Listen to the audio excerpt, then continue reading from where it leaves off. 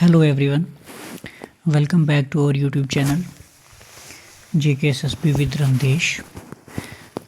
हमने इन्वायरमेंट जो है पढ़ना स्टार्ट किया है। आज हमारा सेकंड लेक्चर है इन्वायरमेंट का। फर्स्ट लेक्चर में हमने देखा था इन्वायरमेंट के बारे में और उसके इम्पॉर्टेंट कंपोनेंट्स के बारे में, बायोटिक एबायोटिक ऑर्गेनिजम्स के बारे में पढ़ लिया था। इकोलॉजी की डेफिनेशन और स्कोप हमने देखा था, जिसमें हमने दो टाइप्स देखी थी इकोलॉजी की। एक ऑटो इकोलॉजी था, एक सीनो इकोलॉजी था। अब हम नेक्स्ट जो आज के हमारे टॉपिक रहने वाले हैं, ये लेक्चर नंबर 2 रहने वाला है। इसमें हम देखेंगे principle of ecology, important concept in ecology और level of organisation in ecology, या जिसको हम इकोलॉजिकल हायरार्की भी बोलते हैं। तो स्टार्ट करते हैं बिना किसी डिले के। आज का फर्स्ट टॉपिक जो रहने वाला है, पहले हम लास्ट वाले टॉपिक को एक बार देख लेंगे। टाइप्स ऑफ इकोलॉजी, इसमें हमने देखा था ऑटो इकोलॉजी और सेकंड वाला साइनो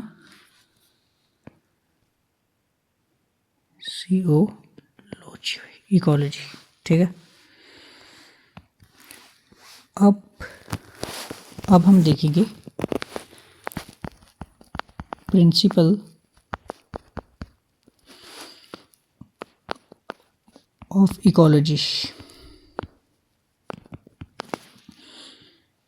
तो इसमें सबसे पहला हमारा टॉपिक आता है जो है adaptation.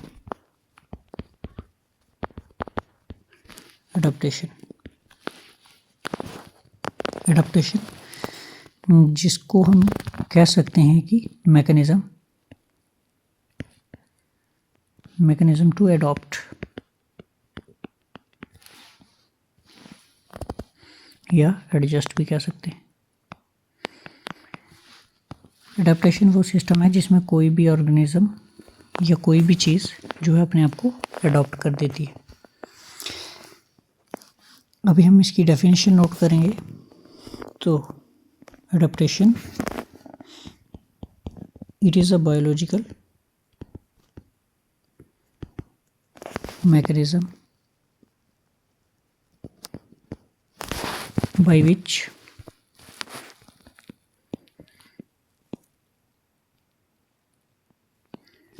organism adjust to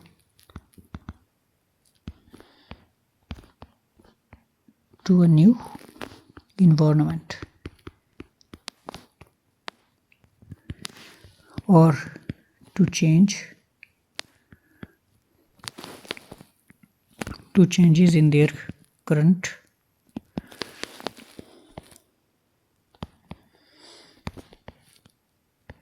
environment।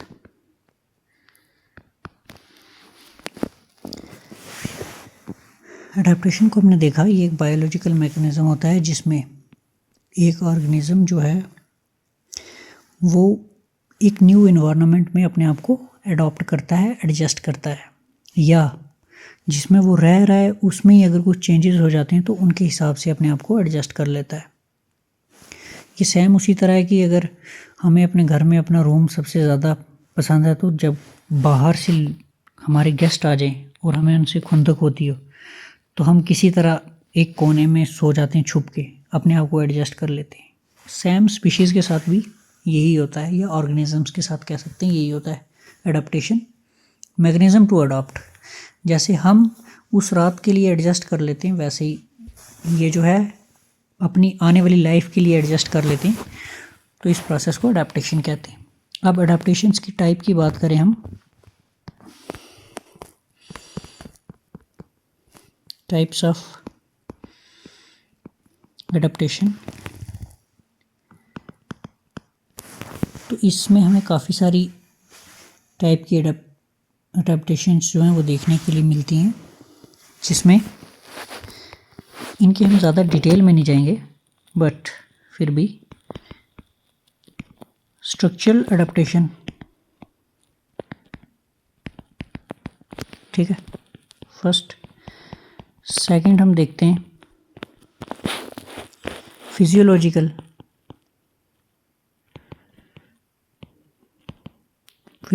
Adaptation, और थर्ड हम देखते हैं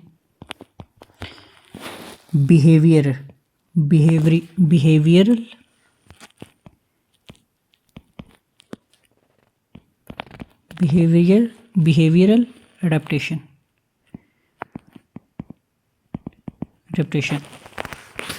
तो बात करें स्ट्रक्चर वाले की, तो जैसा हम देखते हैं जिराफ की नेक, ये जिराफ ने अपने आप को अडॉप्ट किया डेजर्ट टोपोग्राफी के अकॉर्डिंग, ठीक है। फिजियोग्राफी, इसमें हम देखते हैं कि जो किडनी होती है डेजर्ट एनिमल्स की, जैसे कंगारू प्लस रैट्स, ये ज़्यादा एफिशिएंट होती है एज़ कंपेयर टू अदर जो किसी और जगह पे रहते हैं, क्योंकि किडनी एफिशिएंट होने का मतलब है कि वाटर सेव होगा और कम पानी में भी जो है वो ऑर्गेनिज्म जो है वो सर्वाइव आसानी से कर लेगा। इसी तरह बिहेवियरल एडाप्टेशन की एग्जांपल जो है काफ़ी ज़्यादा आपने देखा होगा कि एक मीम भी वायरल हो रही है जिसमें एक पेंगुइन पहाड़ की तरफ चल दी है। तो इसकी एग्जांपल हम एम्परर पेंगुइन से लेंगे, जो है यहाँ पे मैं इसको एम्परर पेंगुइन लिखूँगा। पेंगुइन्स का एक बिहेवियर होता है, ये क्या करते हैं, ये जो है सभी जो है सारा जो इनका क्राउड जो है एकदम एक साथ आ जाते हैं और एक ग्रुप बना लेते हैं, सर्कल बना लेते हैं। Crowd together to share heat. जितने भी पेंगुइन्स होते हैं ये क्या करते हैं, ये एक ग्रुप में आ जाते हैं, सभी एक दूसरे के साथ आ जाते हैं और ये एकदम आपस में चिपक कर रहते हैं, क्योंकि अंटार्कटिका में जाहिर सी बात है कि माइनस में टेम्परेचर होता है, इंसान का सर्वाइव करना मुश्किल है, बट ये सर्वाइव करते हैं। तो इनने अपने आप को इनने अपने बिहेवियर को चेंज किया है कि ये सभी एक साथ इकट्ठे जो है ग्रुप में खड़े हो जाते हैं, और जब बाहर वाली लेयर वाले जब ठंडा फील करते हैं तो वो अंदर की तरफ आ जाते हैं, इसी तरह अंदर से बाहर। तो ये इनका एक बिहेवियर है ठंड से बचने के लिए, to share the warmth. I hope ये जो है आपको अभी तक क्लियर हो गया होगा। अब हम कुछ इम्पॉर्टेंट कंसेप्ट जो हैं अब हम वो देखने जा रहे हैं इकोलॉजी में। यहाँ पे मैं हेडिंग दे रहा हूँ इसमें, important concepts of ecology.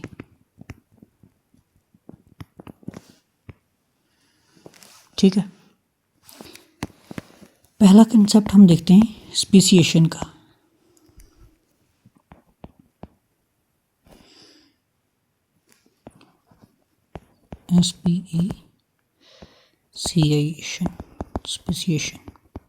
Speciation क्या होता है? ये वो प्रोसेस होता है जिससे कोई भी न्यू स्पीशीज जो है वो बनती है, इवॉल्व होती है। Process of by which new species are formed. तो अगर किसी भाई ने या बहन ने डिटेल से क्लास 11th पढ़ी होगी और साइंस बैकग्राउंड रहा होगा और बायोलॉजी सब्जेक्ट जो है वो भी होगा उनका, तो उन्होंने एक थ्योरी ऑफ एवोल्यूशन के बारे में पढ़ा होगा जो कि डार्विन और वेलिस ने propound की थी। तो इसी से हम जो है इकोलॉजी में एक और कंसेप्ट पढ़ते हैं जो है एवोल्यूशन। एवोल्यूशन जाहिर सी बात है सभी को पता है कि वो प्रोसेस है by which population of organisms change over generation। मतलब इसको हम म्यूटेशन भी कह सकते हैं। मैं यहाँ पे इसको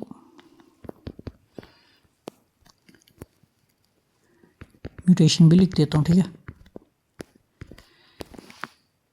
इसमें क्या होता है कि कोई भी जो स्पीशीज़ है वो कैसे इवॉल्व होती है टाइम के साथ। तो इसकी बेस्ट एग्जांपल आजकल हमें अपनी गलियों में भी देखने को मिल जाती है कि किस तरीके जो है डॉग्स को की म्यूटेशन करके, उनको चेंज करके, उनके जीन एडिट करके कुछ से कुछ बना दिया जाता है। बुल डॉग बना दिया, जर्मन शेफर्ड बना दिया, ना जाने क्या क्या बना दिए। एक तो ऐसा लगता है जैसा वो लैम्बोर्गिनी या कोई और जो है हाई स्पीड रेसिंग कार बना दी है किसी ने। एक वो डॉग दिखता है, उसकी लातें ही मेरे को नज़र ही नहीं आती कि वो हैं भी या नहीं है। तो सब इसी तरह का कुछ आजकल देखने को मिलता है। वो ऐसा लगता है कि उसकी ग्राउंड क्लियरेंस 0 है, 0 सेंटीमीटर। चल जोक्स अपार्ट, नेक्स्ट इसमें हम देखते हैं। यहाँ पे एक इम्पॉर्टेंट बात है, क्योंकि डार्विन साहब की बात आ गई यहाँ पे, तो हो सकता है आपसे पूछ लिया जाए कि एवोल्यूशन का जो है ये किसने बताया था, एवोल्यूशन की थ्योरी। इन डार्विन और वैलेस ने एक थ्योरी प्रपोंड की थी जिसका नाम था थ्योरी ऑफ एवोल्यूशन। तो इसलिए डार्विन और वैलेस का नाम जो है ये हमारे लिए इम्पॉर्टेंट हो जाता है। इन्होंने प्रपोज किया था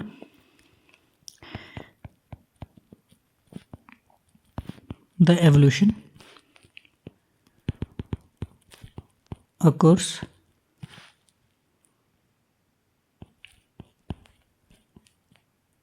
occurs because of a phenomena।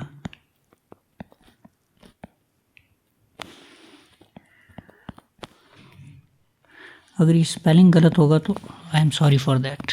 Called natural selection.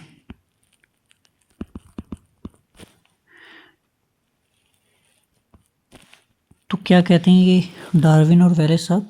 उनने बोला कि ये एक फिनोमेना है जिसके चलते जो है स्पीशीज़ जो है वो इवॉल्व करती हैं, उसको हम नेचुरल सिलेक्शन बोलते हैं। अब हम थर्ड कंसेप्ट जो हम देखने जा रहे हैं वो है extinction.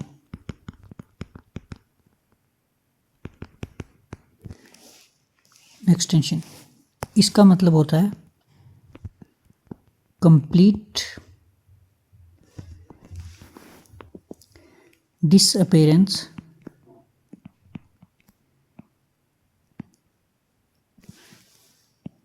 Of a species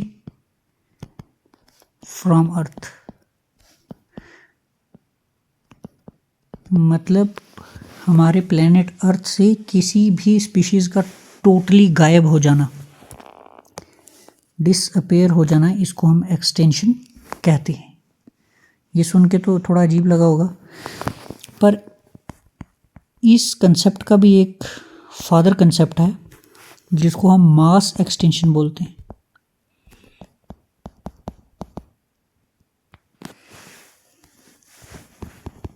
mass extension सिर्फ किसी एक स्पीशीज़ को नहीं ख़त्म करता, ये जो है काफ़ी सारी स्पीशीज़ को एक साथ ही ले जाता है। तो इसको कंसीडर किया जाता है considerable increase in the degree of extinction।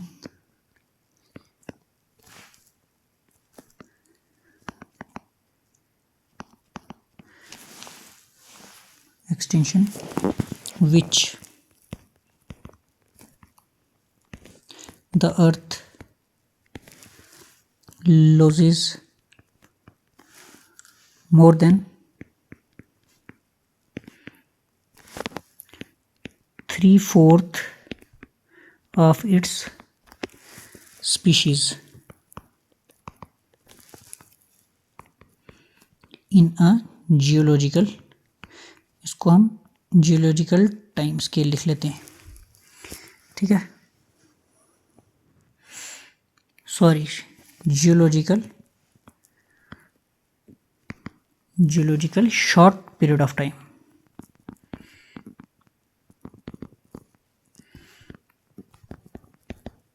मतलब 1-2 हफ्ते में नहीं ख़त्म हो जाता, बट 5-10 सालों में ऐसा देखने को मिल जाता है।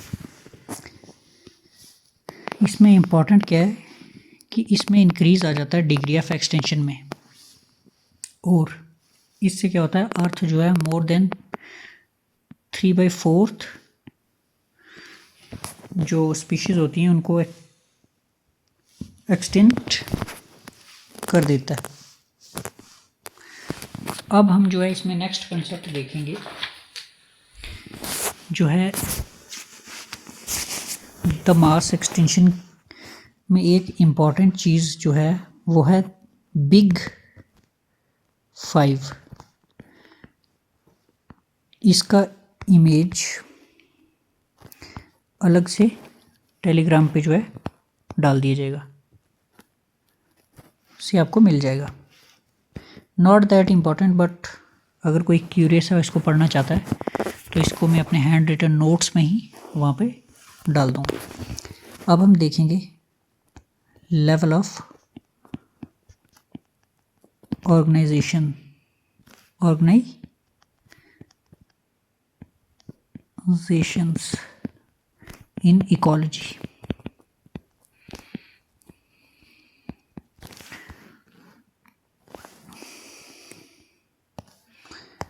तो सबसे पहले ये बनाने के लिए हमें एक पिरामिड बनाना होगा, तो एक पिरामिड ड्रा कर दिया जाए। इस पिरामिड को एक कोने पे ले आते हैं।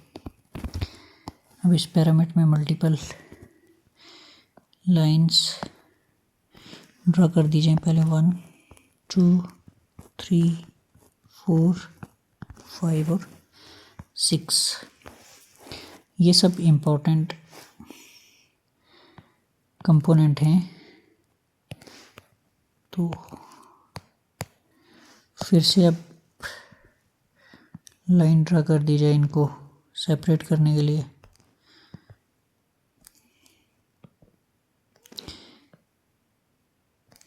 तो चलिए अब स्टार्ट करते हैं। फर्स्ट जो कंसेप्ट है, फर्स्ट वाली, इसमें यहाँ पे हम इंडिविजुअल्स को देखते हैं। इंडिविजुअल्स जैसे कि कोई ऑर्गेनिज्म हो गया। ऑर्गेनिज्म ये जो है बेसिक यूनिट होती है किसकी, इकोलॉजी की, ऑर्गेनाइजेशन की बेसिक यूनिट। सेकंड नंबर पे हम देखते हैं पॉपुलेशंस को। पॉपुलेशंस, या हम इसको कह सकते हैं स्पीशीज को।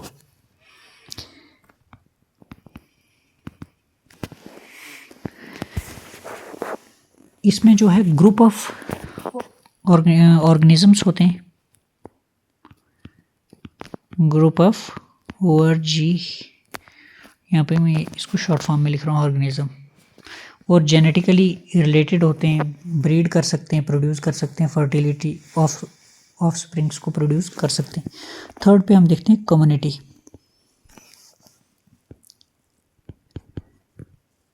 कम्युनिटी तो मेजर कम्युनिटीज़ भी होती हैं इसमें और माइनर कम्युनिटीज़ भी होती हैं। ये वेरियस स्पीशीज़ जो हैं यहाँ पे एक टाइम पे एक दूसरे से इंटरेक्ट करती हैं, तो उन सब के रिलेटेड इनको देखा जाता है। माइनर भी यहीं होती हैं, प्लस मेजर भी यहीं होती हैं। ये सेम प्लेस पे ही एक दूसरे के साथ इंटरेक्ट करती हैं। अब फोर्थ नंबर पे हम देखते हैं इकोसिस्टम।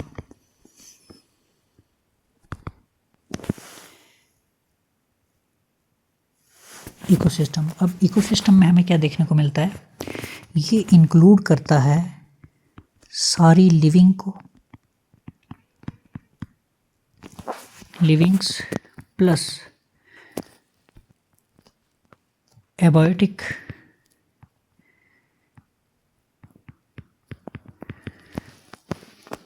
यानी non living of the environment, ENV लिख देते हैं इसका। कोई सिंगल लेक हो गई, कोई सिंगल फॉरेस्ट हो गया, तो ये सब इसमें इंक्लूडेड रहते हैं। फिफ्थ वन जो है ये बायोम होता है। बायोम्स कहते हैं इसको। फिफ्थ लेवल पे जो इसका हायरार्की में जो फिफ्थ लेवल पे आता है, ये जो है लार्जेस्ट होता है among all, largest geographical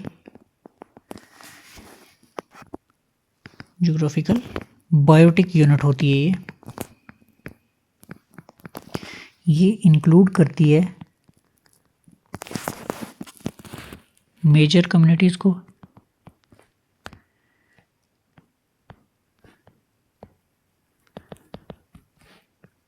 of plants plus animals.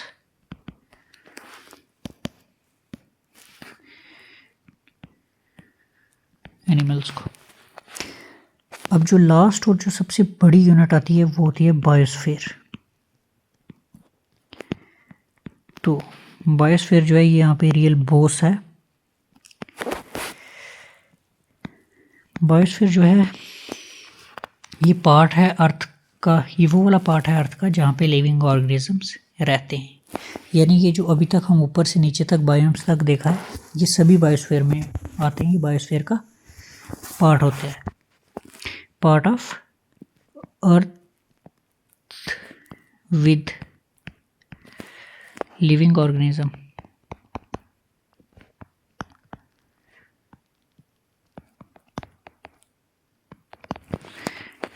इसमें एक और इम्पॉर्टेंट बात लिख देते हैं, ये जो है सबसे लार्जेस्ट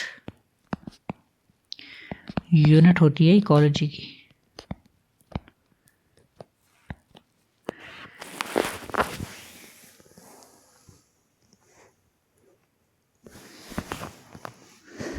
होप करता हूँ ये जो अभी तक पढ़ा है ये आपको समझ में आ रहा होगा। अगर नहीं आता तो आपने कमेंट में बिना किसी दिक्कत के एक बार पूछ लेना है। अब हम कुछ और की कंसेप्ट को देखेंगे।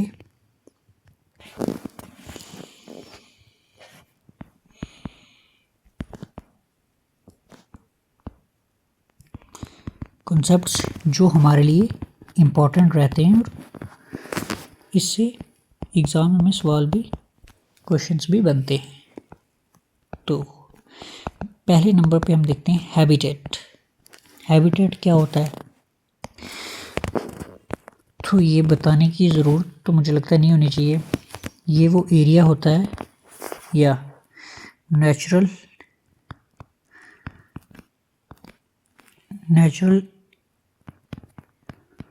इन्वायरमेंट होता है जहाँ पे कोई भी ऑर्गेनिज्म, जहाँ पे कोई एक ऑर्गेनिज्म या ग्रुप ऑफ ऑर्गेनिज्म्स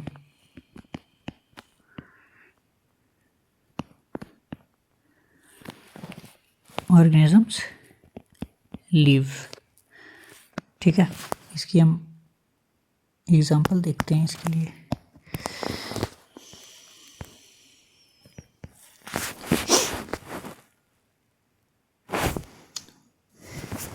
इसकी हम एग्जांपल देखते हैं, जैसे ट्री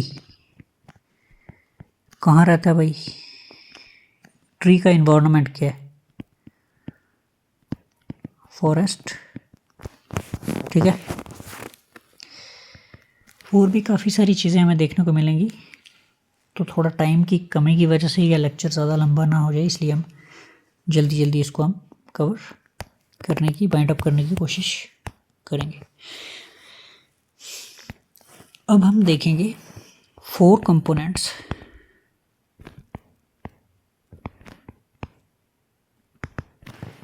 जो कि हैं किसके, हैबिटेट के। हैबिटेट जो भी है हैबिटेट के। ठीक है, पहला है शेल्टर, सेकंड वन है water, third food, fourth space. ये फोर कंपोनेंट्स हैं किसके? हैबिटेट के। हैबिटेट यहाँ पे हमने देखा ना, एरिया या नेचुरल इन्वायरमेंट जहाँ पे कोई भी ऑर्गेनिज्म या ग्रुप ऑफ ऑर्गेनिज्म रहता है। तो किसी को रहने के लिए क्या चाहिए? शेल्टर चाहिए, वाटर चाहिए, फूड चाहिए और स्पेस चाहिए जहाँ पे वो घूमना फिरना अपना करेगा। जैसे हमें अपने रूम में पर्सनल स्पेस चाहिए, अपने घर में पर्सनल स्पेस चाहिए। हैबिटेट तो हमारा घर है बट स्पेस भी तो चाहिए उसमें। अब हम एक और चीज़ देखते हैं हैबिटेट के बाद, थोड़ी अजीब सी लगती है बट क्या करें, पढ़ना पड़ता है। Micro habitat.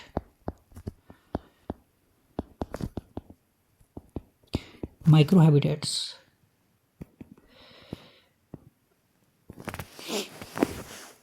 तो माइक्रो हैबिटेट्स के बारे में आप सभी को पता होगा but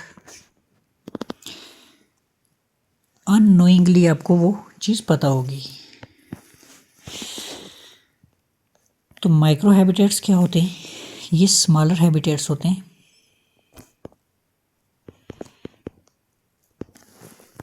with in a larger one. अब इसको मैं समझाता हूँ आपको एग्जाम्पल के साथ। एग्जाम्पल,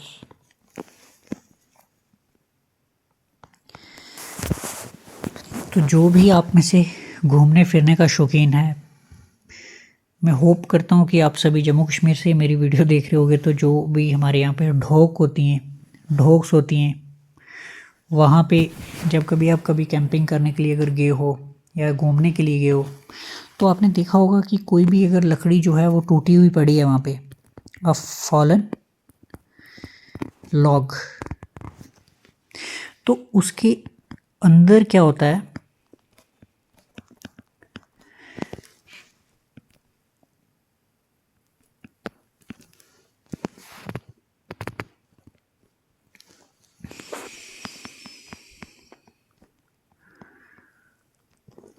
अगर एक जंगल में एक लकड़ी पड़ी हुई है और वो सड़ गई है तो वो माइक्रो हैबिटेट जो है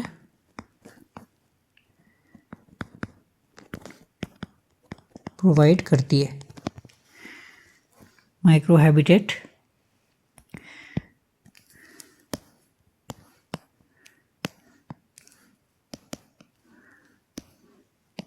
किसको प्रोवाइड करती है? Micro habitat. जाहिर सी बात है भाई, माइक्रो हैबिटेट है तो मैं और तुम तो वहाँ पे जाके रहेंगे नहीं। तो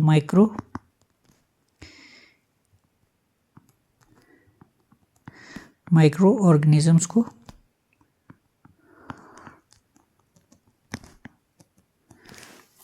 वो हैबिटेट प्रोवाइड करती है, जैसे इंसेक्ट्स।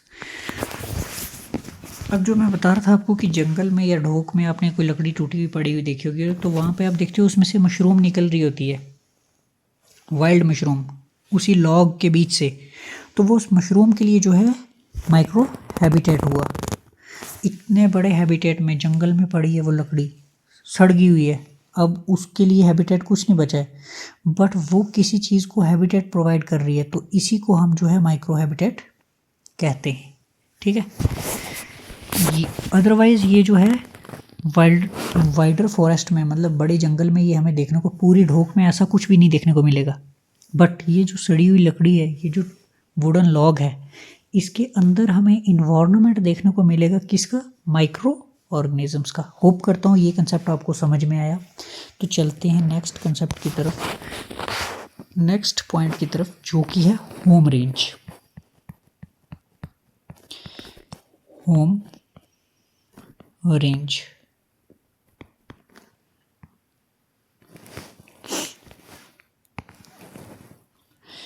तो ये वो प्लेस है जहाँ पे ऑर्गेनिजम्स रहते हैं और मूव करते हैं पीरियोडिकली। अब एक बार मैं इसकी डेफिनेशन लिखता हूँ। फिर मैं आपको इसको समझाता हूँ।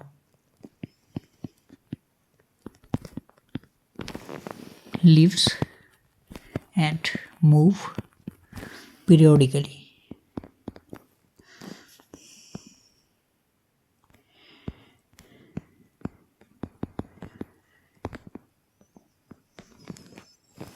पीरियोडिकली देखो, मान लो कि आप सभी जो है जिस जिस एग्ज़ाम की तैयारी कर रहे हैं, आप सभी की जॉब लग गई है।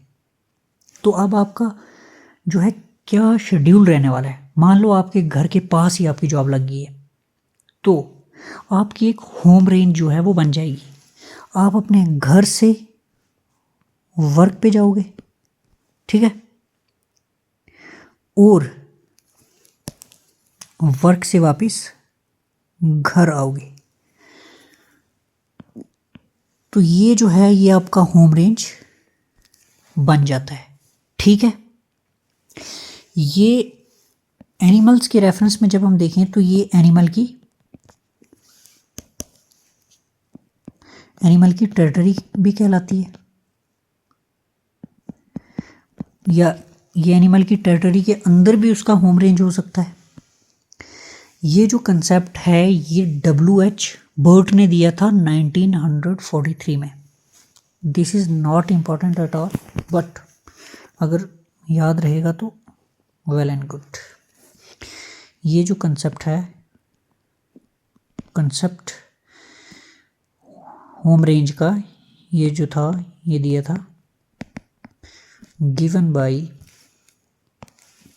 इसको मैं रेड कलर में लिख रहा हूँ, WH बर्ट, ठीक है, अगेन 1943। अब जो है हम इसमें नेक्स्ट पॉइंट जो हम देखने वाले हैं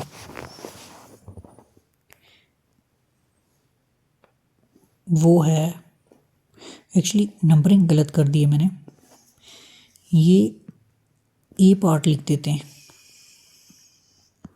हैबिटेट का ही, ठीक है। इस वाले को सेकंड कर देते हैं। और अब हम थर्ड पॉइंट देखते हैं जो कि रहने वाला है इकोलॉजिकल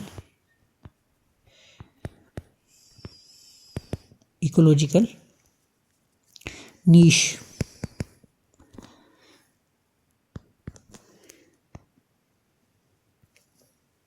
इकोलॉजिकल नीश, सबसे पहले इसके बारे में कुछ इंपॉर्टेंट चीज़ें आपको यहाँ पे नोट करवाता हूँ। पहला,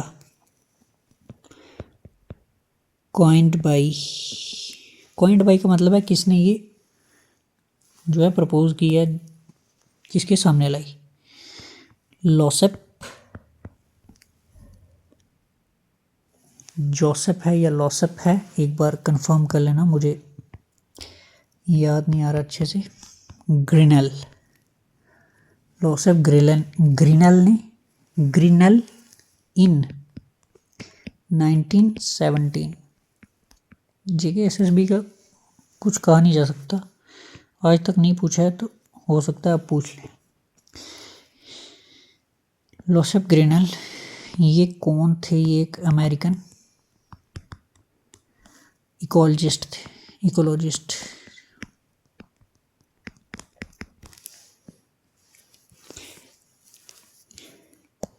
ये वाला नहीं है इम्पोर्टेंट, बट ऐसे ही मैं नोट कर देता हूँ, हायर स्टडीज़ के किसी एस्पिरेंट के काम आ जाएगा। अब जो है इकोलॉजिकल निश क्या है, ये फंक्शनल रोल जो है किसी एक ऑर्गेनिज्म का और उसकी पोजीशन को जो है ये डिसाइड करता है। इसको हम लिखते हैं, ecological niche denotes the role of an organism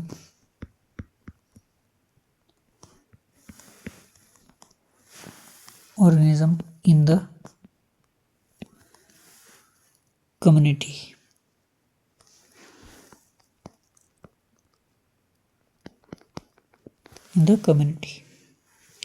ये क्या क्या चीज़ों को इंक्लूड करता है?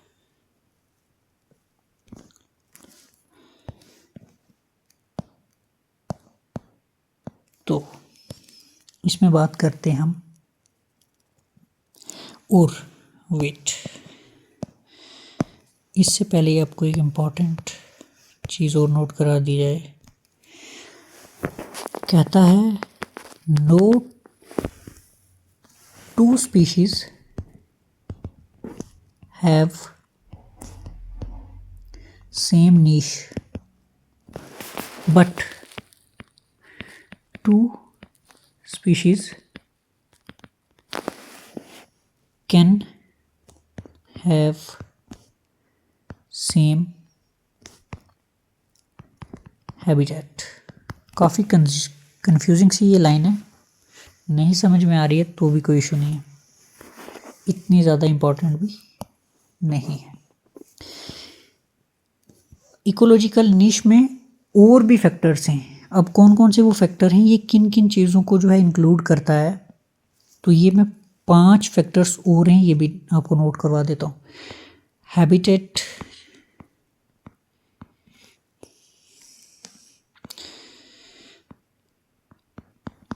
हैबिटेट नीश, फिर फूड नीश, फिर आ गई जियोलॉजिकल, इकोलॉजिकल,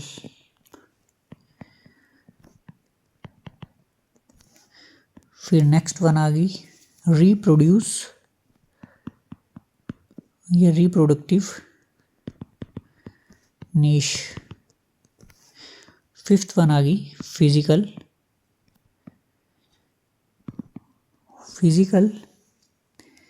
एंड केमिकल नीश। काफ़ी डिटेल में जो है ये मैं आपको कवर करवा रहा हूँ। होप करता हूँ सभी लेवल के एग्ज़ाम में ये आपकी हेल्प करेगा। तो इसको जो है ना हम किसी और कलर में देख लेते हैं, ये ठीक रहेगा। अब हम इसके आगे छोटी छोटी इनकी डेफिनेशन। हैबिटेट नीश क्या होती है? ऑब्वियस ही बात है, जहाँ पे कोई species, where a species live, जहाँ पे कोई भी एक स्पीशी रहती है। Food niche, what he eats, और किसके साथ compete करती है, which species it competes with, मतलब किसके साथ वो लड़ाई करते हैं, किसके साथ वो जंग करते हैं, और तब जाके उनको खाना मिलता है। उसके बाद जियो इकोलॉजिकल नीश, कौन सी टाइप की सॉइल में रहते हैं, सॉइल कौन सी टोपोग्राफी में वो सरवाइव करते हैं या रहते हैं, और भी इसमें काफ़ी सारे फैक्टर्स सो ऑन बाद में फ्यूचर में कभी देखे जाएंगे। फिर रिप्रोडक्टिव नीश क्या होती है? How and when it reproduce,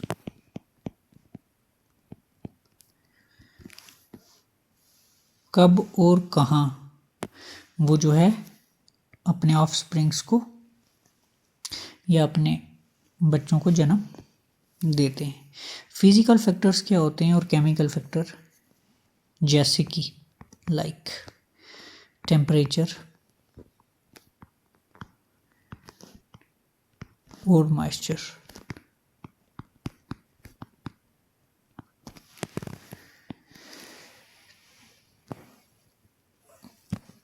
तो ये जो हैं सब इकोलॉजिकल नीश के कुछ इम्पॉर्टेंट पॉइंट्स हैं। होप करता हूँ ये वीडियो आपके लिए हेल्पफुल रही।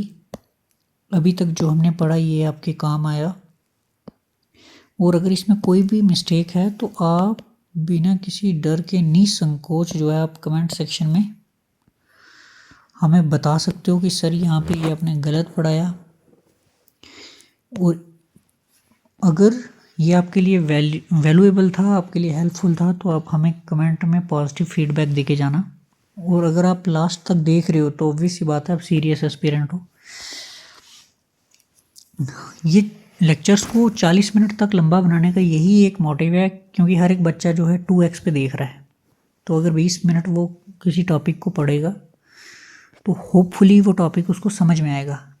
क्योंकि अगर वही जो है रील्स बनाने का काम होता तो मैं यूट्यूब पे लेक्चर ना दे रहा होता, मैं इंस्टाग्राम पे अपनी कमर हिला रहा होता।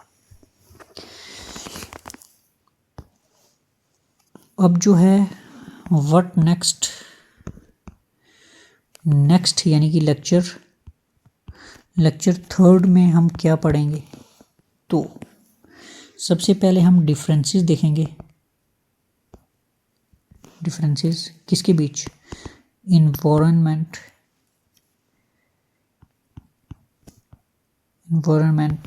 इकोलॉजी और इकोसिस्टम, इनके बीच का हम डिफरेंस देखेंगे। फिर नेक्स्ट टॉपिक में हम इकोटोन, ठीक है, इकोक्लाइन,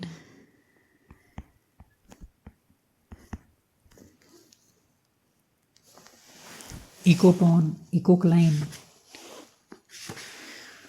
और करेक्टरिस्टिक देखेंगे इकोटोन की, इकोटोन प्लस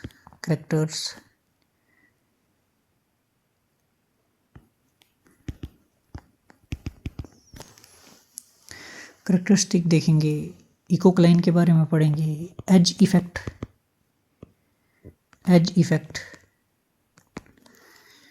और एज स्पीशीज देखेंगे एंड सो ऑन। कुछ अगर हमारे पास टाइम रहेगा तो वो भी हम कवर करने की कोशिश करेंगे। तो थैंक यू, होप करता हूँ आपके लिए ये वीडियो हेल्पफुल रही। आपको ये जो है स्टडी मटेरियल वो हमारे टेलीग्राम चैनल पे मिल जाएगा, जिसका कि नाम है JKSSB विद रणधीश। होप करता हूँ ये वीडियो आपके लिए हेल्पफुल रही। अगर आप फीडबैक देना चाहें तो प्लीज़ आप दे सकते हो। Thank you everyone.